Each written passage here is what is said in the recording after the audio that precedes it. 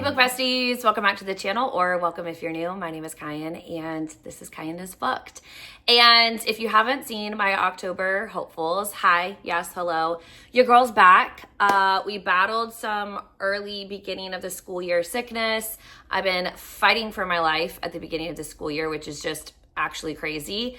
And I'm back and I'm better than ever. And no, I don't have a rash. I just put on orange sparkles to celebrate the release of Taylor Swift's new album, and they won't come off.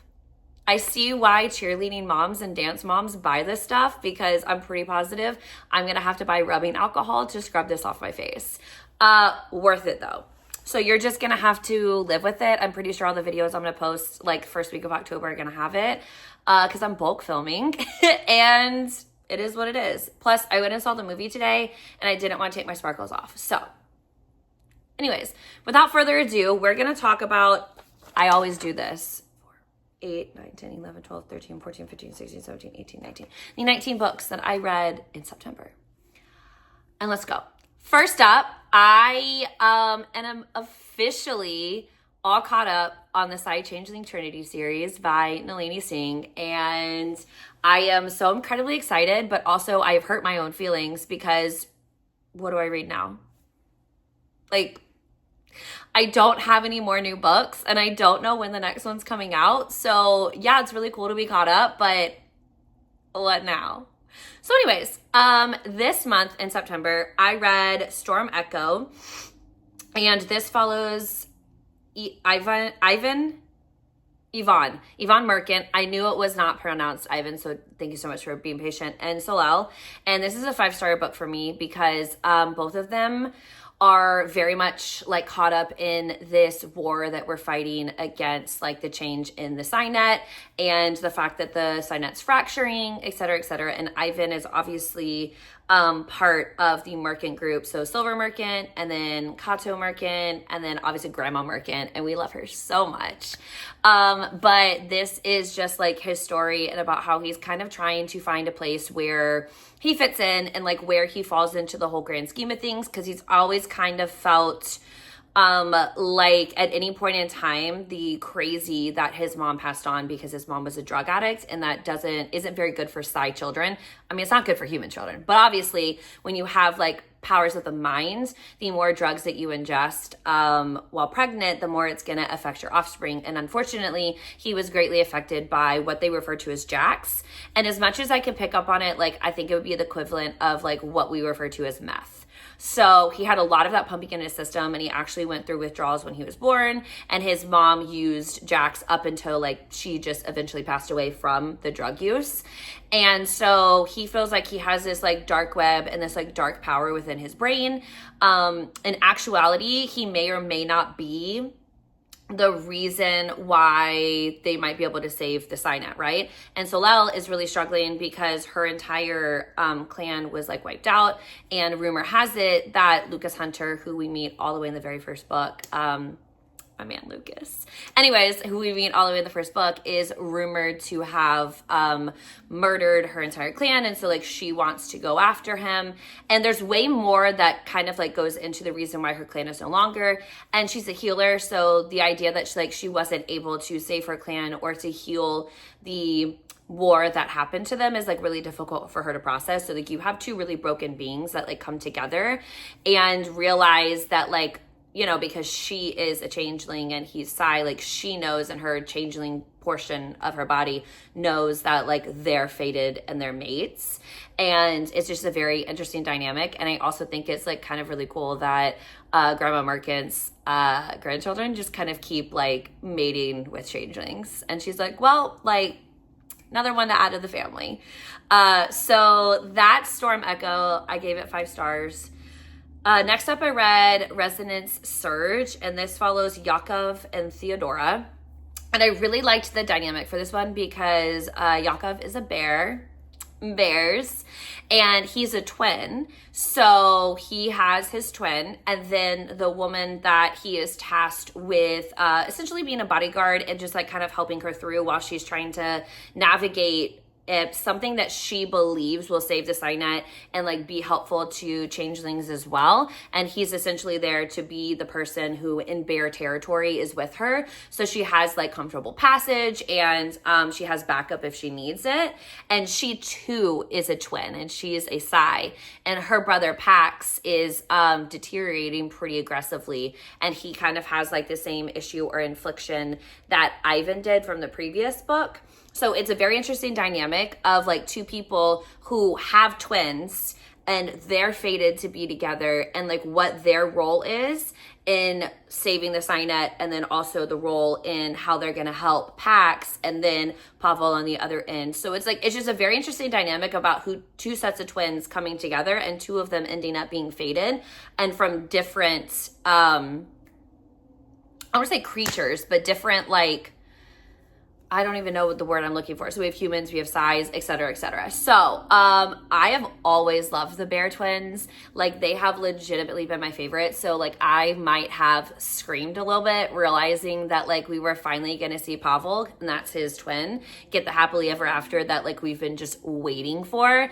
And then we finally get to see Yakov find his happily ever after as well. And Theodora or Theo has been through a lot, and like Psy families are not really great to their children if they're not considered perfect, and she was never perfect. And so really kind of like breaking through her barriers is something that he works very diligently at. And oh my gosh, it was everything. And we're back with the bears, and I love the bears so much. So it was just so awesome to like be back in that and be like with the den, and we saw Silver and we saw Alpha Bear, and it was just like a perfect little reunion. And now I'm feral for Pax, who's Theodora's twin. I need his story, and I need to know who he's fated with, and I need to know that he's gonna be okay. Okay, thanks. 5 stars, always. Next up, I read Primal Mirror, and this follows Remy and Auden. And Remy is a leopard alpha, and he is a different pack, obviously. And he's been mentored by Lucas Hunter, who is also a leopard alpha. And Remy is kind of like starting up his own group, and like they're small, but they're mighty. And Auden Scott is the former counselor's daughter. And, excuse me. She wakes up, no recollection of, no recollection of anything. She can't remember bits in like certain periods of time, and she's pregnant. Weird? Yes, we all think so. She knows there's something going on. She isn't sure what it is, but she knows it's not good for her, and she knows it's not good for her baby. And she comes across Remy. Remy knows immediately that they're fated to be together. She doesn't, obviously, because she's Psy.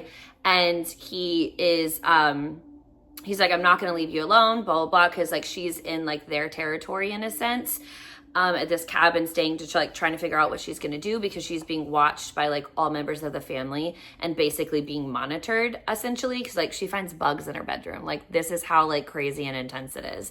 So all of this is happening, and she's like, listen, they can't have my baby, so no matter what happens, if I'm incapacitated, if something happens to me, I need you to promise to raise my baby, and I need you to make sure that she's going to be okay. Now, I can't tell you what happens, or like kind of like that's all I can say right now, because the ending of this book was, I don't even know where Nalini Singh came up with it, but I literally was voice noting my friends, like not yelling, but like very impassioned by all. I was like, what? And I was like, where? And now I really want to go back and like reread it and be like, did I miss clues, or was like this just like intended to be absolutely bananas? Anyways, that's Primal Mirror, following yet another alpha. So Remy has definitely made himself high up on the list. I love alpha changelings. I'd apologize, but I'm not sorry.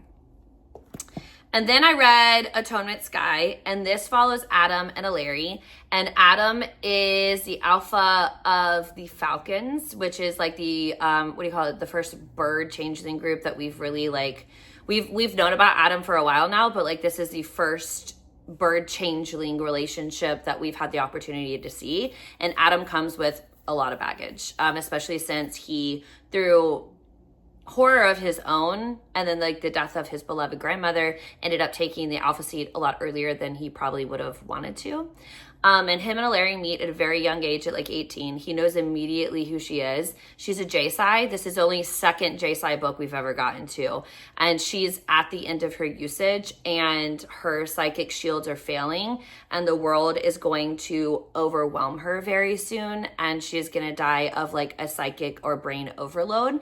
And I sobbed during this book. Like there's not many instances in this series that I have like absolutely cried.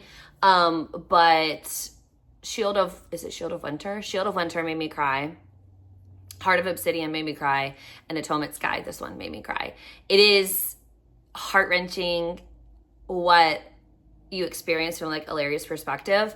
And like this atonement she believes she owes the world because of a power that she was born with and that people exploited. And being trapped in her own mind and understanding that like the end is very close for her and that there is no way she is going to survive much longer, to then reconcile with Adam and for him to be accepting of their relationship and like giving her the love that she's always craved in her life, and knowing that like it's like trying to hold sand and that it's just gonna fall through her fingers. I listened to the audiobook and like I was doing stuff and like straight up just like sobbing as I listened to it. And it's probably better that I listened to it because like I wouldn't have been able to see it if I was trying to like read it with my eyeballs. Like, let's not talk crazy. It is beautiful. It is heart-wrenching. And it is my second favorite book because I think Silver Silence and Valentian and Silver will always hold like a very special place in my heart. But Larry and Adam nearly unseated them because their story is just, you know that like TikTok where it's like cut the show? That's how I feel right now. Just thinking about it, I'm like, am I gonna cry on camera? So that's it. Like I'm caught up on the Psy Changeling Trinity series. And if you haven't started, I highly recommend starting at the Psy Changeling series with Slave to Sensation by Nalini Singh. It is chef's kiss. All right. So going into stuff, sorry, I thought I heard something. Going into something other than the Psy Changeling Trinity series, I read The Dragon's Bride by Katie Robert. And I really enjoyed this. I gave it 4 stars. And the only reason it wasn't a 5-star, like it's a novella series. And I really I liked it, but I wanted more from the dragon. So essentially what happened is Briar was in a very negative relationship in the human world, and a demon pops up and is like, hey, I can take care of your abusive husband, and you just have to sign over 7 years of your life and agree to give a dragon a chance at a relationship with you, and then in 7 years, if you're not about it, I'll bring you back to the human world. So she's like, what do I have to lose? He takes care of the absolutely horrifically abusive husband, and she goes and she marries Soul, and Soul is, I don't know, trash for her, really wants her, is desperate to make her his in every way, shape, or form, but he is a respectable dragon, and he wants her to, ask him for it. And yeah, I just really enjoyed it. It was a fun, flirty, hot, good time. Definitely Katie Robert likes to write, and definitely a monster romance that I feel if you're not sure if you're into monster romances, you can kind of start with. But yeah, I really liked it, and I'm looking forward to the next one is Gargoyle, I believe. So I'll let you know how I feel about it. All right, then I read The Wallflower and the Wildflower by J.L. Beck, and I don't really have a lot to say about this other than the fact that I think I need to hang up my new adult bully romance era. I just don't think I'm into it anymore, and I think that that's completely okay to say because I think I'm in a different portion of my life. Excuse me. I think I'm in a different portion of my life, and I think that that's a-okay. So I gave this 4 stars because it follows Mabel and Drew, and both books follow them. So the big issue that I had with it was I didn't necessarily think that their story needed to span 2 books that was close to 1,000 pages. I feel we were making things up or adding things to the story, and maybe because I haven't finished the series, I don't realize that the things we added in this first duet carry over. I don't know. All I know is I felt some type of way about it, and I didn't really feel it needed to be a duet, and I finished it but I wouldn't necessarily say that I recommend it or I remember too much about it because I don't think it did anything different. Anyways, then I read Fair Catch, took me a second, sorry, by Candy Steiner. And this is book 1 in the Red Zone Rivals series, I believe is the name of it. If I'm wrong, I will put this on the front for you. I'll put like something right here across my face, as if I don't already have enough across my face. Anyway, so this follows Riley and Zeke. And Zeke is Riley's brother's best friend. And her brother is in a tough accident, and Riley ends up taking up the mantle to be the kicker on the football team, and she plays with Zeke in high school, and then they both end up getting drafted and getting scholarships together in college. But the problem is Riley hates Zeke, and Zeke has always been in love with her, and she's always had like a massive crush on him, but she's never done anything past just like having a crush on him, because brother's best friend, and she just didn't think, and also too, like, they're twins, so like it's kind of like a different and even more amplified relationship with them when it comes to that. So like she's never really wanted to betray her brother, and then when the accident happens and everything kind of goes down, like she's livid with Zeke anyway, so like it doesn't matter, because she would never entrust her heart and her feelings to a man like that. Anyways, hidden, discreet, forbidden, angsty, like everything that Candy's known for. And I love the fact too that they're both on the football team, because we get a lot of football in this book, which I do truly love from a sports romance. So I give this one 4 stars, and I have started Blindside, and this is gonna be, I think, pretty much a series of like the different guys on the football team. So I'm like actually really excited, because yeah, I just think that Candy Steiner writes like really great sports romances, and I love that. And I'm really just kind of excited to dive into them. Then I started is it the Wrong Pucking series or the Pucking Wrong series? I don't know, by C.R. Jane. I don't know what it's called. Where is it? The Pucking Wrong. Okay, the Pucking Wrong series. So this starts off with the Pucking Wrong number, and this is a wrong number romance. And so Lincoln messages Monroe thinking that he has a number for this girl that his dad's been like pushing him to like go on a date with or whatever. And it ends up being Monroe, and she's like, no, you absolutely have the wrong number. And Monroe's fighting for her life, having come out of the foster care system, and she desperately wants to go to college, but the problem is like she's having a really hard time paying for everything, and she is she's working 3-4 jobs or whatever. And Lincoln like really likes her responses and kind of gets a glimpse of her behind like in like the background of like a photo that she like sends to him or whatever, and he's kind of intrigued. And I'm just gonna say, if you don't like morally gray heroes, then this entire series isn't for you, because Lincoln Daniels is the hottest stalker on the face of the planet, and the center for the Dallas Knights, I believe, is the name of the team. And this is like, we're deep into hockey, we're deep into the lore. He's one of the best centers in the entire league, and he is straight up obsessed with her, and there isn't anything that he wouldn't do for her. So it's a solid 5 stars, because I'm obsessed with Lincoln Davis. Thank you so much for asking. No, it is Lincoln Daniels, because I think it's Walker Davis. Yeah, so Lincoln Daniels. So I gave that one 5 stars. The next one in the series is the Pucking Wrong Guy, and Ari is Lincoln's best friend, and he asks for a trade to a California team because Blake, his soulmate, is living out in California, and he's like, I have to go to California and woo her and bring her back to Dallas with me. So it's literally, he like agrees to a 1-year contract, and he leaves, and Walker is absolutely devastated because like they're besties.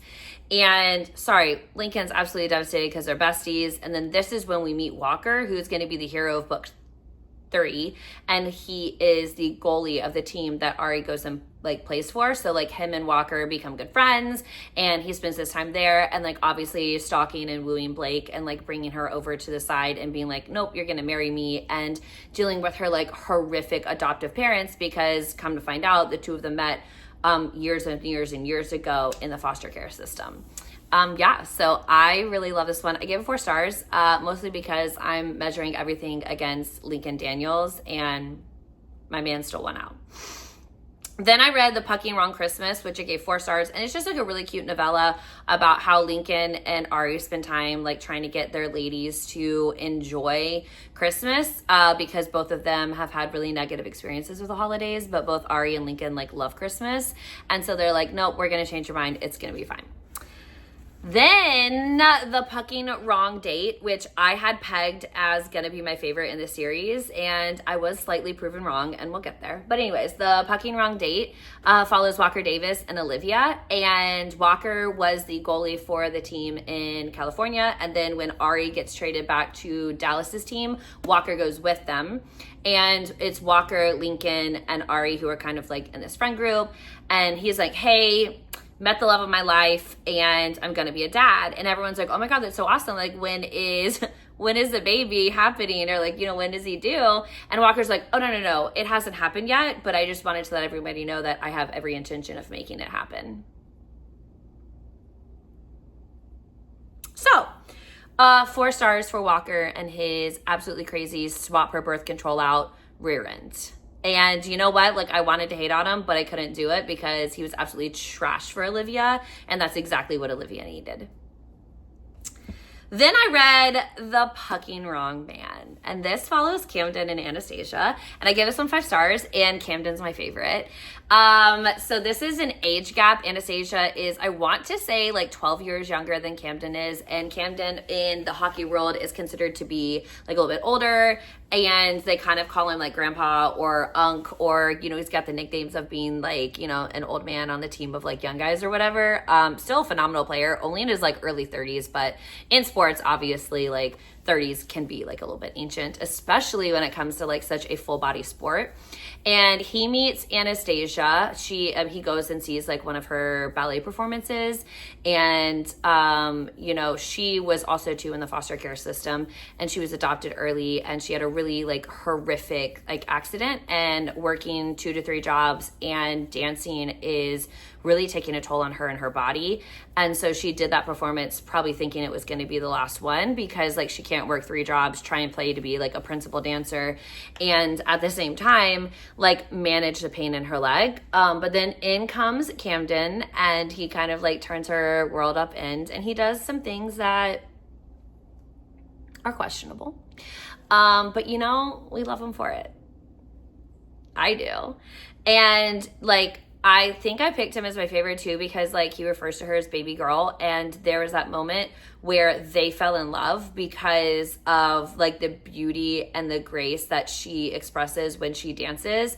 And he is so like incredibly proud of her, and just so like obsessed with like how amazing she is and how talented she is, but also too like obsessed with her as a person. And I don't know, there's like something about the way that like, yes, he saves her, and yes, she really struggles with that, but it's because she's never had anybody that she could rely on. And then like here he comes, and like he's somebody that she can rely on. And yeah, he's my absolute favorite in the series, even though we still have the Pucking Wrong rookie, and this follows Logan and Sloan. And this one's a 4-star for me.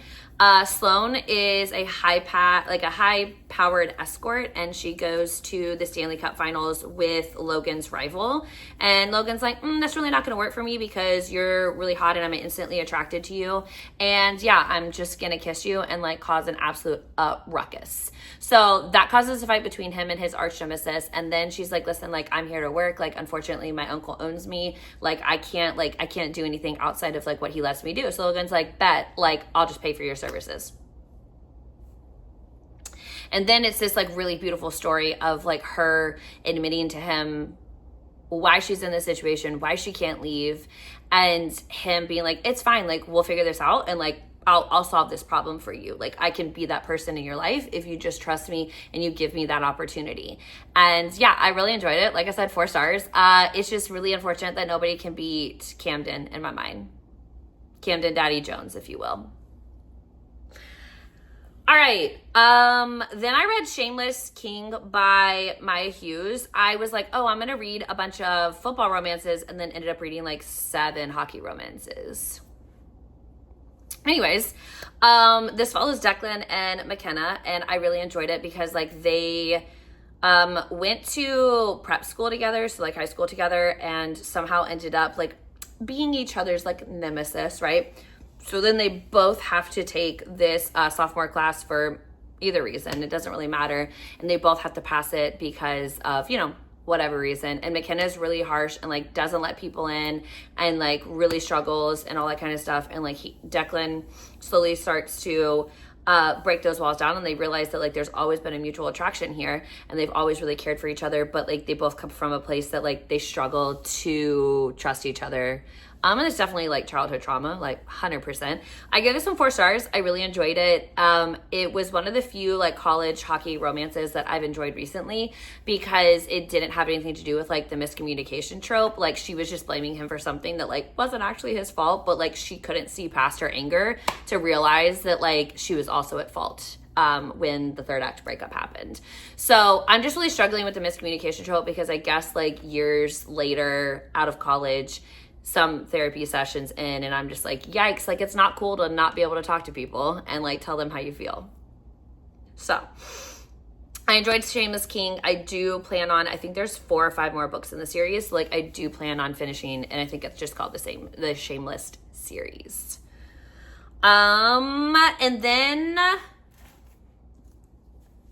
I read The Night and the Moth by Rachel Gillig, and I gave it 5 stars. And I don't want to say too much, because until I know what happens in the second book, which I'm not going to get that for another year, I don't really want to ruin anything. But she is it a diviner?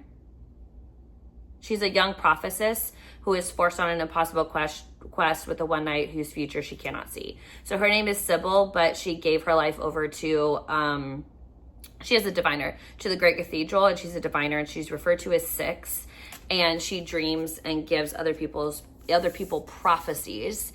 And she has this knight, and he calls everybody Bartholomew,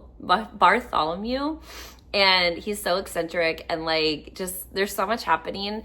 And I'm still kind of like thinking about what happened at the end, and still almost like flabbergasted that, I don't want to say it came out of nowhere, but like what happened at the end is just so stunning. And the relationship she has with the knight, who she can't see his future, and that obviously unsettles her, but he's the only one willing to help her go find the other diviners, because the other diviners have gone missing. Rory is his name. Well, it's not like his actual name, but like that's what we call him, because I'm not calling him whatever his actual, Roderick, I think, lame, Rory. And they come to this like really beautiful understanding, and he comes to realize that like she doesn't look at the world with like rose-colored glasses, because like she's naive. It's the way that she was brought up, and she's been only told this like one thing with blinders, and like not given access to anything, because like it would ruin like her ability to like tell prophecies and things. So like she believes this one thing, because why wouldn't she? Because like the priestess has told her this, right? And not realizing that like she's also too being controlled. And I think the way this ended was like crazy. Like I remember audibly gasping, and then realizing that I had an entire year to wait for the sequel. I don't want to say I feel dead inside, but like anyways, 5 stars, because I love Rachel Gillig and I love this book. Then I read Framed in Death, which is book 62 in the In Death series. And this follows Eve as she is on the hunt for a killer who is trying to recreate like very old, like girl in the pearl necklace, like very old timeless pieces. And what he does is like he pays hookers, escorts, etc. to come to his studio, and then murders them, and then poses them in the way of the painting in front of a was it an art museum? A gallery, in front of an art gallery that has rejected him. And it's a very interesting concept, and I really, really enjoyed it. And I gave it 4 stars. And I don't know if it was a fair 4 stars, because coming off of Bonded in Death, it just didn't feel like it lived up to like what Bonded was. But like you can't write a Bonded over and over again, I guess is the best way to say it. But I loved being back with the crew. I love the fact that like Mavis and crew moved into the house, because they've been renovating like the house for like a couple books now. And I just really love Bella, the daughter, getting older, and just like the relationship between the characters. And I did really enjoy the concept of like the recreation of these timeless pieces with a mediocre painter. So like that part was really cool. So I really enjoyed it. Like I said, 4 stars. So I finished up The Wolves of Crescent Creek by Tessa Hale. And I gave the entire series pretty much as like a 4 stars. It's a Wolf Shifter series. And I finished Rising Rain, but I'm going to talk about like just the series as a whole because like it's the last book in the trilogy and I don't want to obviously spoil anything. So Ren is running from her father's pack because he is incredibly abusive and she's been like suppressing her powers. And she shows up in Crescent and meets up with the wolf crew that like lives there. Wolf crew, clan, pack, maybe just a pack. Meets up with the wolf pack there, and it awakens something within her because they are her fated mates, and they don't realize it right away. She doesn't realize it right away. So it's like this weird pull happening between them. And she knows she can't leave, but she knows that she needs to because like nobody's safe around her type deal. And throughout this, like she learns a lot about herself. She learns a lot about her wolf side. She heals this pack that's really been struggling since they broke away from like a different style of pack. And then she faces her fears in the sense that like she goes up against her dad. And I really enjoy the series. Like I said, solid 4 stars. I don't know if it's my favorite Tessa Hale series, but I've never read a Tessa Hale series that I hated. And that's where I'm going to leave it. And then the last book that I read is, I think I'm entering my cowboy era again. So this is Alive and Wells by Bailey Hanna. I gave this one 4 stars, and this follows Austin and Cecily. And Cecily's running from an abusive husband. And she met, oh my gosh, what is her name?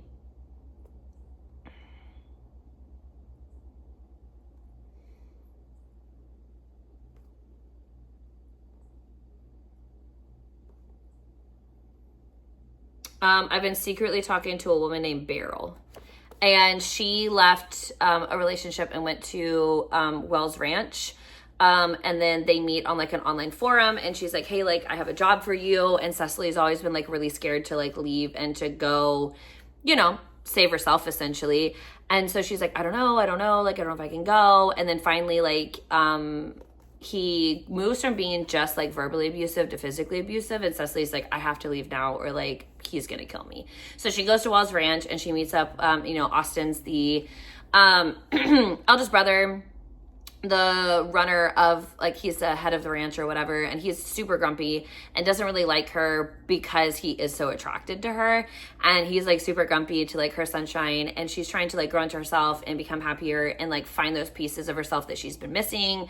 And he's like, no, like I can take advantage of her, like that internal struggle. And obviously